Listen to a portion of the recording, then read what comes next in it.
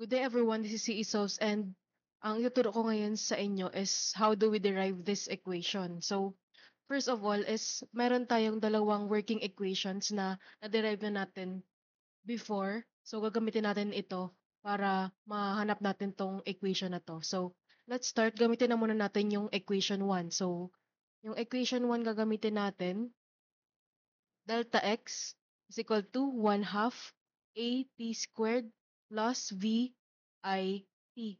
So, alam natin na ang delta x is just the difference between the final position and the initial position. So, magiging siyang xf minus xi is equal to 1 half at squared plus vit. Then, from this, we can proceed. Gamitin natin yung equation 2. Ito yung equation 1. Ito yung equation 2. So, from equation 2, masasabi natin na, kunwari, copy natin, Vf is equal to Vi plus At. I-solve natin to in terms of t.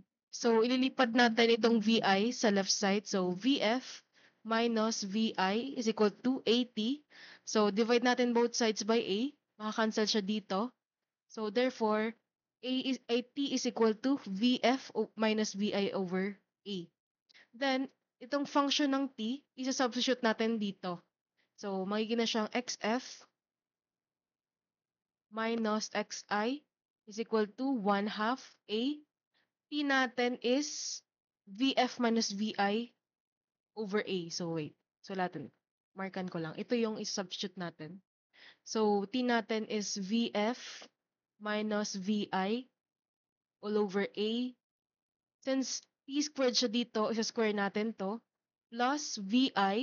T natin, alala ulit natin, substitute. Magiging siyang Vf minus Vi all over A.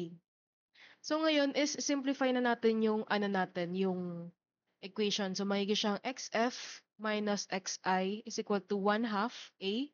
Distribute natin yung square dito. So magiging siyang Vf minus Vi squared all over A squared. Wait, ayusin ko lang.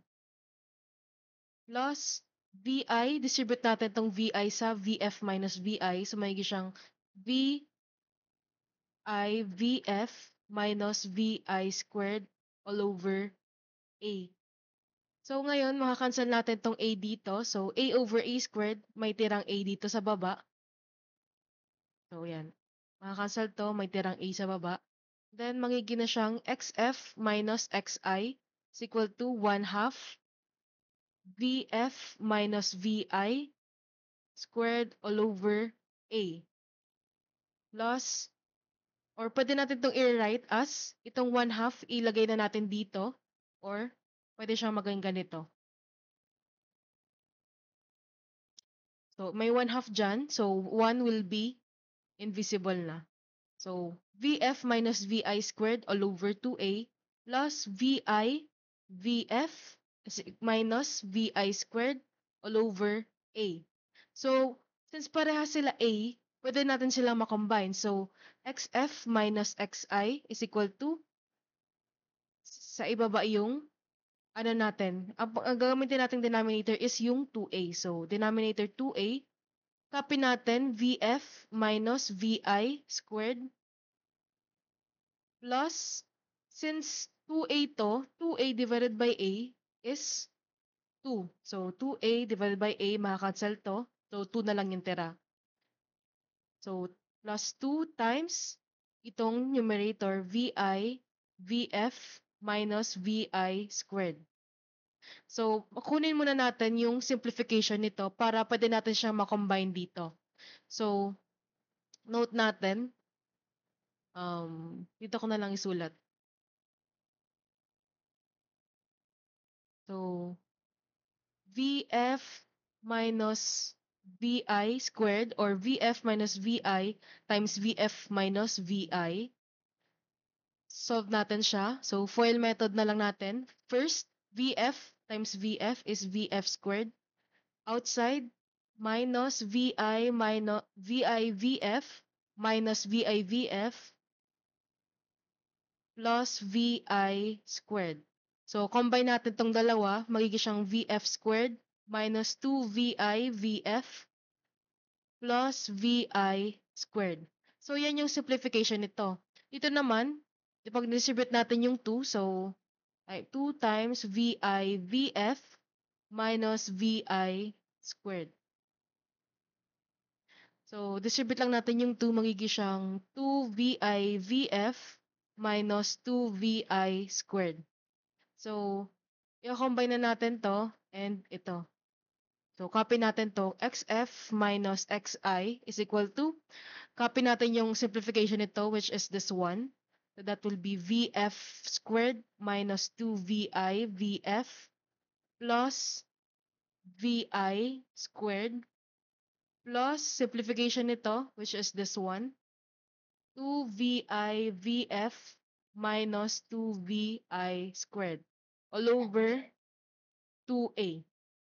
So, combine tayo ng like terms. Pwede natin itong makombine. Negative 2VI VF plus 2VI VF is 0. So, maka-cancel to. Then, combine natin itong VI squared minus 2VI squared. So, magiging siyang XF minus XI is equal to VF squared. Positive VI squared minus 2VI squared is negative VI squared all over 2A. So, alam natin na ito is delta x kasi rate ay change siya of position. So, this can be delta x, then VF squared minus VI squared all over 2A. So, multiply natin itong 2A, both sides. So, magiging siyang 2A delta x is equal to VF squared minus VI squared. Then, rearrange na lang natin para ma-match natin to. So, S dito can be S dito also represents the x function. So, yan. Magiging na siyang i-rearrange na lang natin.